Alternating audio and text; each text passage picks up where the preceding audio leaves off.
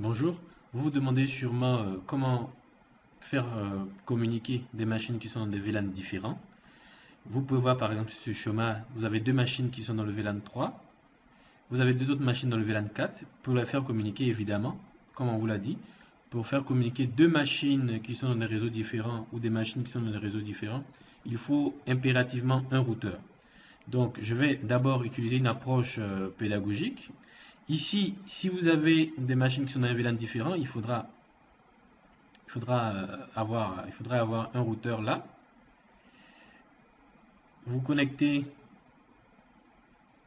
via un câble droit le port 0,5 au port 0,0 du routeur, hein. Dans mon exemple, c'est ce que je fais. Port 0,6 au port 0,1 du routeur. Et on va mettre chaque port, on va mettre les différents ports du routeur dans les VLAN spécifiques. Donc, dans le VLAN 3, le port FA00 et le port FA01 dans le VLAN 4. Voilà. Donc ici, je vais mettre FA00 VLAN 3, FA01 VLAN 4. Et je complète avec l'adresse .2.254 que je vais mettre sur le routeur. 192.168.2.1.254. Voilà. Ce sera pour ce port. Et ça également pour ce port. Donc je vais configurer le routeur.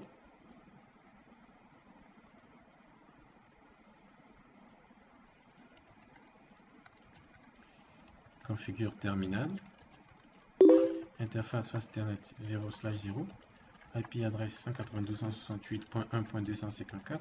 3x255.0. No shutdown. J'allume l'interface. Je vais configurer la deuxième interface 0/1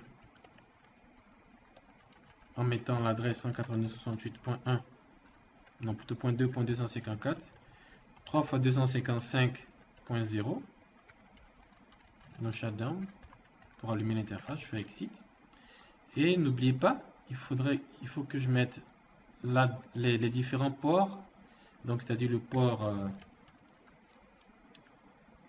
FA05 et FA06 dans les VLAN différents.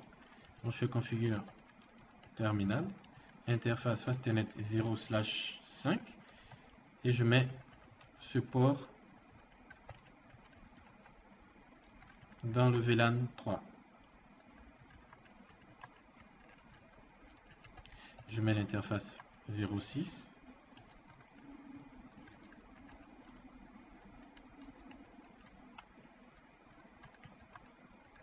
dans le VLAN 4. À partir de là, soyez-en rassurés, si je fais un test de ping de la 1.1, dans un test de ping de la 1.1 vers la 2.1, ça marchera sans problème. Oh oh, ça marchera pas. Ça marchera pas, vous comprendrez pourquoi.